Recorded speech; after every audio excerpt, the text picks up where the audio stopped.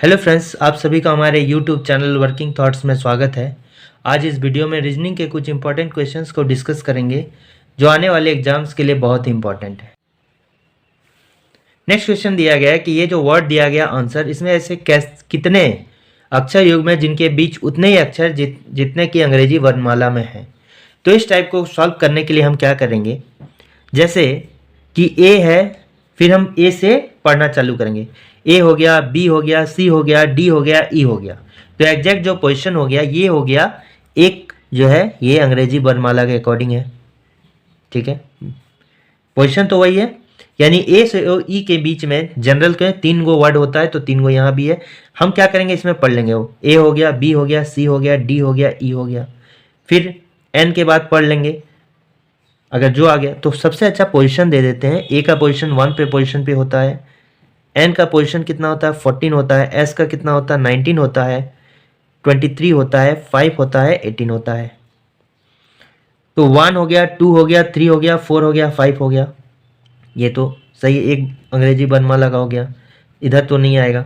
14 हो गया, 15 हो गया, 16 हो गया, 17, 18, ये भी मैच खा गया, 2 हो गया। 19, 20, 21, 22 नहीं होगा, 23, 24, 25 नहीं होगा, 5, 6 नहीं होगा। अब इधर रिवर्स से, तो एक बार अगर हम फॉरवर्ड ले लिए, फॉरवर्ड से लेंगे तो एक बार हम रिवर्स से भी लेंगे। 18 हो गया, 19, 20, 21, 22, 23, 5 हो गया, 6 हो गया, 7 हो गया, 8 हो गया, 9 हो गया। तो देख लेते हैं, 5 जैसे हो गया, इधर तो सभी बड़े हैं, एक छोटा है, हो सकता है ये हो जाए। 5 हो गया, ठीक है, 6, 7, 8, 9, 23, 24, 25, 26, 19 के बाद इधर भी नहीं होगा, 20, 21 आगे होना चाहिए, 14 के बाद 15, 16 है भी नहीं, ये तो एंड हो गया। यानी मेरा कितना हो गया, 2 हो गया। तो इस टाइप से चेक करेंगे और इसका आंसर कितना हो जाएगा, 2 हो जाएगा। तो इसका जो सही आंसर हो जाएगा, एक इधर से मिला और इधर से पोजीशन मिला, यानी ऑप्शन जो होगा बी, 2 युग्म होगा, 2 पेयर युग्म।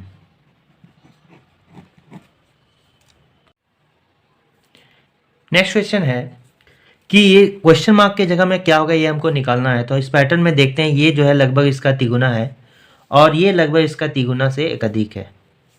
ठीक है, तो 9 इंटू अगर 3 कर देंगे और +1 हो गया 28, और उसी तरह 28 को हम क्या करेंगे, इंटू 3 से मल्टीप्लाई करके इसमें 1 दे देंगे, तो कितना हो जाएगा, 85 हो जाएगा।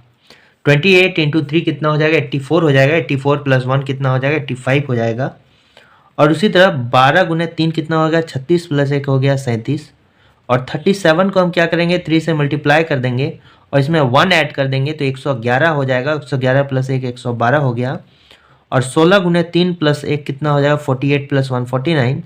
और 49 इंटू 3 कितना हो जाएगा, 147। और इसमें 1 ऐड कर देंगे तो 148 हो गया, यानी ये भी पैटर्न सही है, यानी ये पैटर्न क्या होगा, सही होगा। तो ऑप्शन नंबर ए जो होगा मेरा यहाँ करेक्ट आंसर होगा। Option number A is correct. इस क्वेश्चन मार्क के जगह में कितना होगा, 112 होगा इसके अकॉर्डिंग। नेक्स्ट क्वेश्चन दिया गया है, कथन और धारणाएं के बीच दिया गया है। कथन में कह रहा है कि हम ऐसे समय में रह रहे हैं जब पर्यावरण खतरे में है, इसलिए इसे संरक्षित करना महत्वपूर्ण है। क्योंकि यहाँ कथन और धारणाएं में जो है, कोई भी कथन पीछे को कहने के पीछे क्या धारणाएं हैं, क्या सोच है, ये हम मान के चलते हैं। मान लीजिए कथन कहने वाले हम हैं और क्या सोच के कथन कह रहे हैं, इसके अनुसार से ये क्वेश्चन सॉल्व हो सकता है। अगर कथन में कहा गया है कि हम ऐसे समय में रह रहे हैं जब पर्यावरण खतरे में है, इसलिए इसे सुरक्षित करना महत्वपूर्ण है, यानी कि क्यों महत्वपूर्ण है ये आवश्यक है। तो धारणाएं 1 में दिया गया है कि हमें स्वास्थ्य समस्याओं को रोकने, पारिस्थितिक तंत्र को बनाए रखने तथा हमारे बच्चों के लिए पृथ्वी को संरक्षित रखने में मदद के लिए पर्यावरण की रक्षा करने की आवश्यकता है। तो ये क्यों पर्यावरण का रक्षा करने की आवश्यकता है, ये पहला में बताया गया है। और ये पहला धारणा जो है एक कॉमन स्टेटमेंट है, इसमें सब कुछ इंक्लूड हो गया। और दूसरा में जो है ये कहा गया, प्रदूषण न केवल स्वास्थ्य देखभाल पर खर्च बढ़ाता है बल्कि काम करने की क्षमता भी कम कर देता है। ये जो है दूसरा ऑप्शन, ये पर्टिकुलरली पर्यावरण को जो है बताया गया है, पर्टिकुलरली पर्यावरण के लिए बताया गया है इसमें, लेकिन इसका कथन से कोई लेना देना नहीं है। कथन में जो है इसका कहीं पर जिक्र नहीं है प्रदूषण का, इसलिए ये गलत है। लेकिन पहला जो है ये डायरेक्टली जो है ये जो धारणा है डायरेक्ट है कथन से, इसलिए क्या है पहला वाला सही होगा। जब पर्यावरण खतरे में इसलिए इसे संरक्षित करना महत्वपूर्ण है, तो इसको और पहला वाला धारणा में और इलाबोरेशन के साथ और डिटेल के साथ बताया गया है, इसलिए यहाँ ऑप्शन हो जाएगा ऑप्शन जो है ए। केवल एक जो पहला वाला धारणा है वो केवल अंतर्निहित है, लेकिन दूसरा धारणा ये पर्टिकुलरली प्रदूषण के बारे में कहा गया है, जो कि कथन में ऐसा कुछ भी नहीं है, इसलिए दूसरा वाला क्या है गलत है। तो पहला क्या है ये सिर्फ सही है। ठीक है, फर्स्ट स्टेटमेंट और सेकेंड स्टेटमेंट, फर्स्ट स्टेटमेंट सही और दूसरा गलत, ओनली फर्स्ट, यानी ऑप्शन जो ए होगा वो करेक्ट होगा।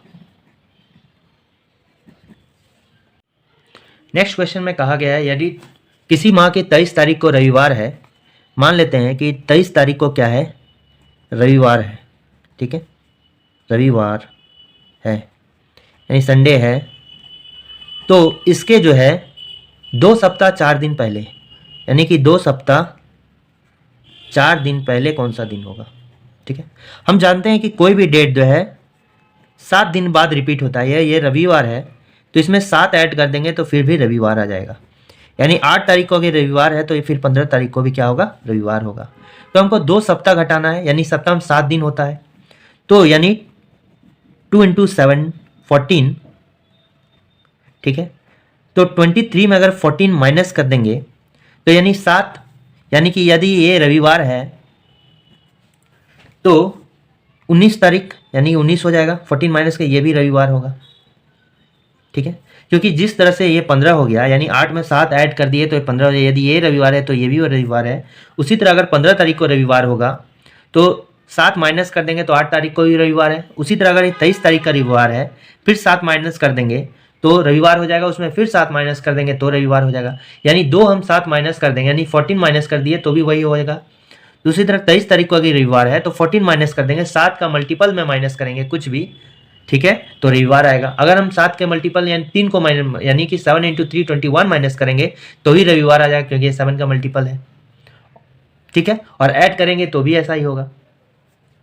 ठीक है, तो 23 - 14 हो गया, ये कितना हो गया रविवार। तो 2 सप्ताह तो हम माइनस कर दिए, अब इसमें 4 दिन और माइनस करना है, पहले निकालना है, यानी 19 को अगर रविवार हो गया, ठीक है, तो -4 हो गया 15 तारीख।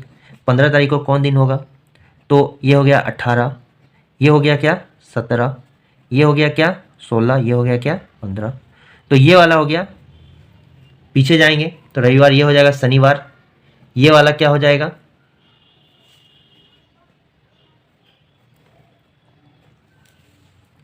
ठीक है, ये हो जाएगा शनिवार, ये वाला क्या हो जाएगा शुक्रवार, ये वाला क्या हो जाएगा बृहस्पतिवार, ये वाला क्या हो जाएगा बुधवार। तो इसका सही आंसर हो जाएगा कि अगर 23 तारीख रविवार है तो 2 सप्ताह 4 दिन पहले कौन सा होगा बुधवार होगा, बुधवार। ठीक है, बुधवार आंसर होगा। तो ऑप्शन नंबर जो डी होगा वो मेरा क्या होगा करेक्ट आंसर होगा।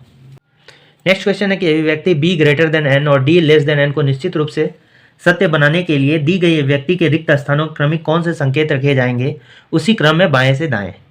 ठीक है, तो इसमें एक बात याद रखना है कि जैसे क्या है b है, फिर l है, o है, n है, d है। ठीक है, तो यहाँ पर एक कंपल्सरी दिया है कि b ग्रेटर देन n होना चाहिए, और क्या दिया है d is less then l होना चाहिए। ठीक है, d जो है लेस देन l होना चाहिए, यानी आप देखो d पीछे है, यानी कि ये होने के लिए एक बात याद है, यदि ये सबसे 4 सिंबल होता है, ग्रेटर देन होता है, ग्रेटर देन इक्वल टू होता है, लेस देन होता है, लेस देन इक्वल टू होता है, और इक्वल टू होता है। तो कभी भी जो है इस तरह का सिंबल किसी सीरीज में नहीं आना चाहिए। ठीक है, इस टाइप का सीरीज आएगा 2 के बीच में, जैसे b और मान लेते हैं कि कोई भी संख्या d ले लेते हैं और l है, m है बीच में, और ऐसे आ जाए तो b और l के बीच में कोई रिलेशन बनेगा ही नहीं, b और m के बीच में कोई रिलेशन नहीं बनेगा, क्योंकि ये दोनों अपोजिट है। तो ऐसा सिंबल, इस तरह से सिंबल आ जाए, या फिर ग्रेटर देन इक्वल टू आ जाए, या greater than equal, less than equal to, या ग्रेटर देन आ जाए, इस टाइप का अगर सिंबल आ गया तो मेरा क्या होगा रिलेशन नहीं बनेगा, क्योंकि ये दोनों अपोजिट सिंबल होता है। ठीक है, तो हमको यहाँ पर b ग्रेटर देन l करना है। अगर b ग्रेटर देन l करना है तो एक बात इसमें याद रखना है कि इन सभी में से सबसे पावरफुल ये होता है, फिर ये होता है, फिर उसके बाद ये होता है, फिर ये होता है, उसके बाद ये होता है। लेकिन कभी भी ये जो अपोजिट साइंस होता है किसी में नहीं आना चाहिए, ठीक है। तो ये दोनों हमको क्या करना है, सही करना है। तो हम देखते हैं ऑप्शंस को और अगर जाएं तो पहला ऑप्शन को अगर देखेंगे तो बराबर बराबर है और ग्रेटर देन इक्वल टू है, ग्रेटर देन इक्वल टू। तो हमने अभी कहा कि इन सभी में सबसे ज़्यादा पावरफुल ये होता है, ठीक है। यानी ये सभी अगर रहेगा एक टाइप का सिंबल, तो अगर ये रहेगा तो वैल्यू यही होगा। जैसे कि मान लेते हैं कि बी है, इसी को मान लेते हैं एल है, ओ है, एन है। अगर ऐसे करके आ जाए बी और ओ के बीच में तो हम कहेंगे बी ग्रेटर देन क्या है, ओ है, ठीक है। बी ग्रेटर देन ओ है, इसका सिंबल हो जाएगा। अगर ये ना रहता, यहाँ इक्वल टू रहता, एल और ओ के बीच में क्या होता है, तो एल इज ग्रेटर देन बोलेंगे ओ है, ठीक है, इस टाइप से। तो हमको यहाँ ग्रेटर देन अगर हमको लाना है तो एक ग्रेटर देन होना ही होना चाहिए, जो कि पहला में ऑप्शन में मेरा क्या है, नहीं, इसलिए पहला ऑप्शन तो नहीं लेंगे। दूसरा ऑप्शन की बात करें इसमें भी ग्रेटर देन है। थर्ड अगर सी की बात करें, ये देखते हैं कि greater than equal to opposite sign हो गया, ठीक है, इसलिए इसको तो नहीं लेंगे, क्योंकि हमको बी और एन के बीच में अगर इसको बैठाएंगे ये दोनों अपोजिट साइन हो जाएगा। इसलिए ऑप्शन नंबर सी जो होगा ये क्या होगा, नहीं होगा। जो ऑप्शन सी होगा ये नहीं होगा। ऑप्शन बी आंसर हो सकता है या ऑप्शन क्या हो जाएगा, डी आंसर हो सकता है। तो हम चेक करते हैं एक एक करके। अगर हम इसमें ऑप्शन बी को बैठा दें, ये देखिए, फिर यहाँ बराबर है, फिर क्या है, यहाँ पर ग्रेटर देन है। अब चेक करते हैं, यहाँ पर आप देख लो कि बी और एन के बीच में जो है, बी और एन के बीच में जो है ग्रेटर देन लाना है, तो इन सभी में सबसे बड़ा क्या ग्रेटर देन है, तो ये तो सही हो गया। और डी और एल के बीच में लाना है, तो आप देख सकते हो कि यहाँ से भी अगर ले लें, ठीक है, यहाँ पर अगर ले लें तो यहाँ पर तो ग्रेटर देन है, तो डी इज लेस देन, और ये क्या है, लेस देन इक्वल टू। इन दोनों में से पावर किसका होगा, इसका वैल्यू होगा, ठीक है। लेकिन यहाँ पर क्या है, तब तो इसके लिए गलत हो गया, यानी कि ये वाला नहीं होगा, ठीक है, ये नहीं होगा, ये नहीं होगा। तो उसी तरह जो थर्ड अगर लेते हैं, अगर ये ले लेते हैं, उसके बाद क्या हो जाएगा, इक्वल टू ले लेते हैं, इक्वल टू ले लेते हैं, फिर ग्रेटर देन इक्वल टू लेते हैं बी और एल के बीच में। अब देखते हैं बी और एन के बीच में अगर लेते हैं तो ग्रेटर देन, तो अगर यहाँ से यहाँ तक अगर एन के बीच में लेते हैं तो ग्रेटर देन, ये भी सही हो जाएगा।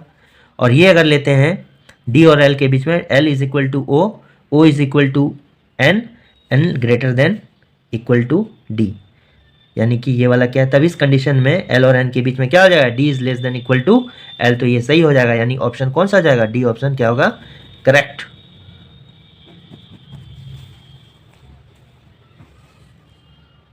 नेक्स्ट क्वेश्चन में कह रहा है कि उस संख्या का युग्म का चयन के जो दोनों संख्या आपस में उसी प्रकार संबंधित है जिस प्रकार नीचे दी गई संख्या युग्म की दोनों संख्या आपस में संबंधित है। तो हम देख रहे हैं यहाँ पर क्वेश्चन मार्क है, फिर क्या है, यहाँ भी क्वेश्चन मार्क है, और यहाँ 27 और ये क्या है, 8 है। हम देख रहे हैं कि ये जो 27 है ये क्या है, 8 के तिगुने से 3 अधिक है, ये हो गया 24 प्लस 3 कितना हो गया, 27 हो गया। तो उसी तरह यहाँ से सभी ऑप्शन को अगर हम देखेंगे तो तिगुने से 3 अधिक कौन है, 12, और 3 को करेंगे तो इसको क्या करेंगे कि 3 को हम 3 से मल्टीप्लाई करके इसमें 3 ऐड कर दिए तो 12 आ गया। यानी ऑप्शन कौन सा हो गया, सी क्या है, करेक्ट है।